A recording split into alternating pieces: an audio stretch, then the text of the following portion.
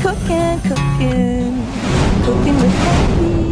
Good morning, everybody. Oh boy, do I have a winner of a recipe for you today. And the best part about it, it is so easy and your house will smell amazing. I'm going to show you how to do lemon rosemary chicken, and we're going to do it right in our slow cooker. So this is one of those where if you get up, I promise you, 3 or 4 minutes earlier and get it all in the slow cooker and then head out the door and do your thing, you come home, your house smells amazing, and mom or dad looks like a rock star, and you love that. Dinner is done. Maybe boil up some pasta, rice, or even pick up some pre-done mashed potatoes, and it's all good. Okay, so let's get started on this. I'm going to melt 1 stick of butter.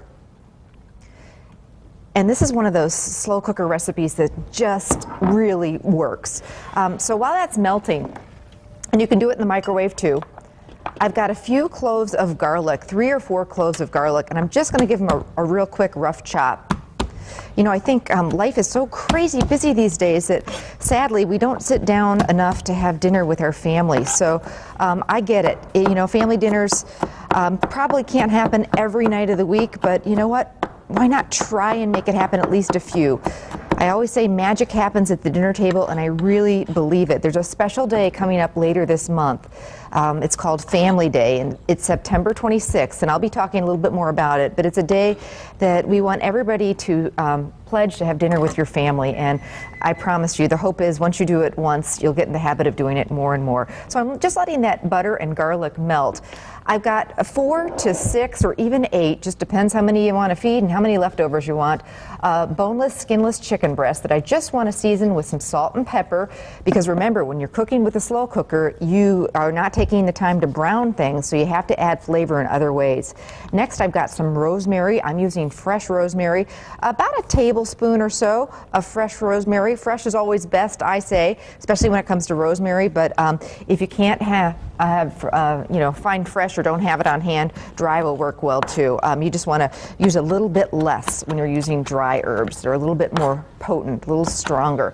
So over the chicken goes my rosemary, and then I'm going to get that chicken right into the slow cooker. Those slow cooker bags work great too if you want to save on cleanup.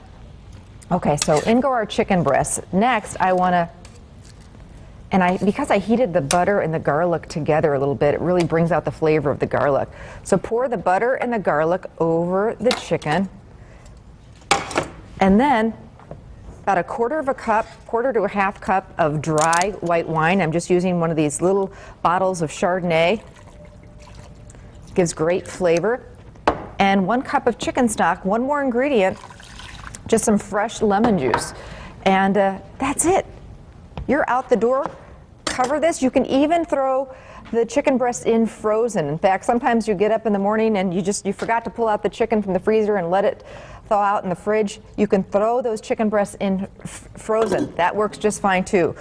Cook it on low and slow all day long. You come home and look at the meal you're coming home to, and your house smells amazing. Wow. Let's see. Let me find a spoon. And I like to serve this, you know, we're keeping it kind of light. So maybe some steamed rice, or just over a bed of pasta. And look at this chicken. Maybe some vegetables, and then the drippings with the rosemary and the garlic and that wine. Absolutely fantastic. You can get the recipe on our website. You can also pick it up at any area Festival Foods. This one is a winner, I promise. Yum. Pete and Rachel will be right back, so stay with us.